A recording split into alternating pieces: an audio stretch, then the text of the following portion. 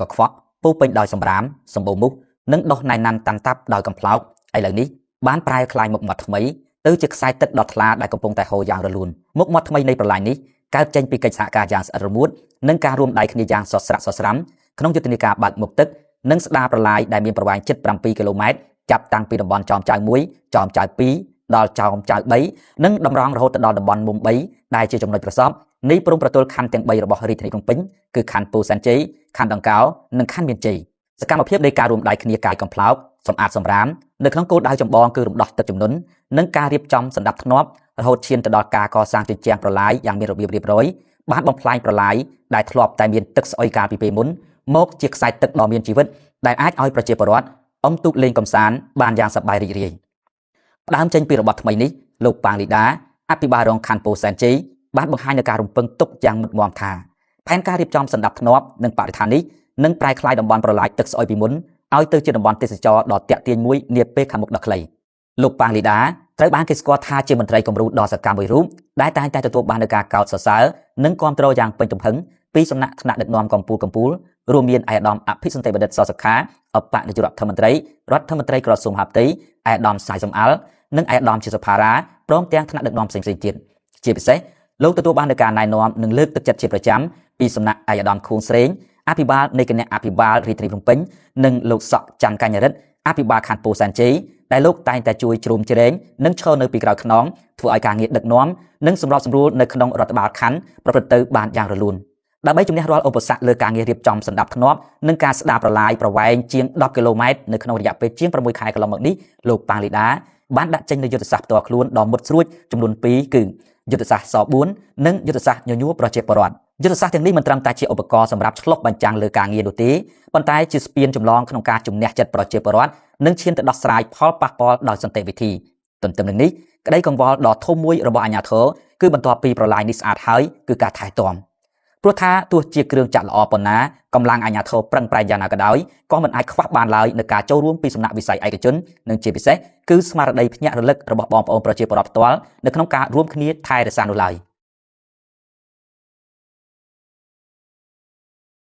កាលណាបើសិនជាប្រជាពលរដ្ឋយើងជួយម្នាក់ម្ដាយមួយជើងអស់ពីសម្រាមអស់ពីអស់ហ្នឹងគេថាអស់ហ្នឹងជួយគ្នាដោយអត់ដឹងខ្លួនទេយើងជួយម្ដាយមួយជើងម្នាក់ទី1អាលូយើងនេះក៏ស្អាតទឹកលូទឹកសបៃវាលែងកកលែងស្ទះលែងលិចទាំងអស់វាក្លិនស្អុយអាក្រក់ណាសុខភាពហ្នឹងយើងមួយថ្ងៃឥឡូវដល់ដល់នេះច្រើនហ្នឹងកើតមូសខ្លាកើតគ្រុនឈាមកើតស្អីទាំងអស់បើកើតមិនបើអាទឹកលូមូសស្អីបាយមើលនៅក្នុងយកមានទឹកទេណាព្រោះចរន្តទឹកវាហូរអញ្ចឹងទឹកនៅនឹងកាលណាចរន្តអាទឹកហូរអាតកៅទឹកគួរអត់មាននៅនឹងដែរកាលណាតកៅទឹកអត់មានគឺអត់មានមូសទេទី2ទៀតអាសម្រាមទាំងអស់នេះខ្ញុំខុសព្យាយាមដឹកចេញ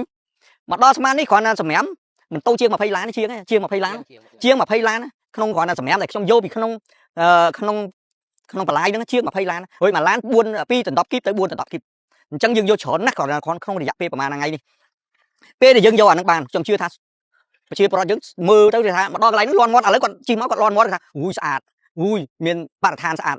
ស្អាតនិយាយភាពថាស្អាតហើយបរិស្ថានស្អាតអារម្មណ៍របស់យើងវាទៅថ្លាមួយដូចជាភ្ញាក់មកកន្លែងភ្លឹបមិនមែនភ្ញាក់ទៅអាក្រក់ទេភ្ញាក់ទៅល្អថាំងស្អាតហើយរបស់ផ្ទះយើងស្អាតហើយភូមិយើងស្អាតហើយខណ្ឌរបស់យើងស្អាតកាលណាអានឹងស្អាតអារម្មណ៍បេះដូងរបស់យើងអាមួម៉ៅក៏កាត់បន្ថយដែរអាមួម៉ៅនោះកាត់បន្ថយទៅរួចអស់ហើយពិសេសមួយទៀតសុខភាព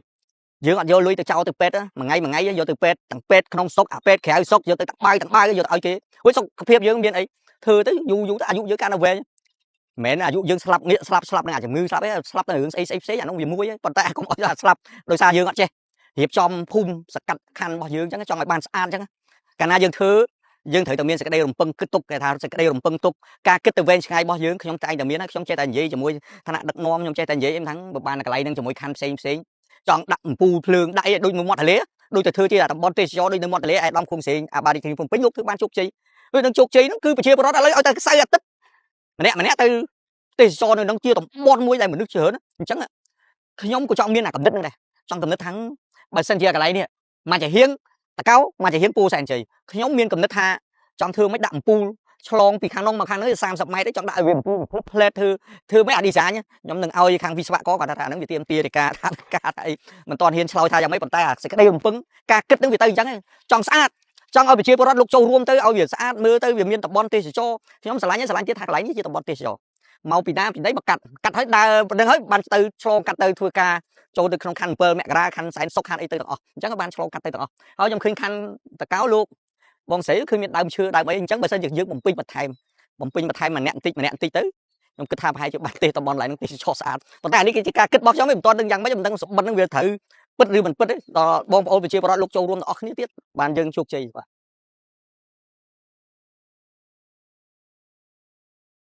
ជារួមមកវិញការផ្លាស់ប្ដូរមុខមាត់ថ្មីនៃប្រឡាយដែលធ្លាប់តែរងការរិះគន់មកជាកន្លែងដែលអាចអុំទូកលេងកម្សាន្តនិងមានបរិស្ថានបៃតងគឺមិនមែនកើតឡើងដោយចៃដន្យនោះឡើយគឺកើតឡើងដោយសារមានការតម្រង់ទិសពីថ្នាក់ដឹកនាំរាជធានីភ្នំពេញកិច្ចសហការរវាងរដ្ឋបាលខណ្ឌពាក់ព័ន្ធព្រមទាំងមានការចូលរួមពីប្រជាពលរដ្ឋផងដែរ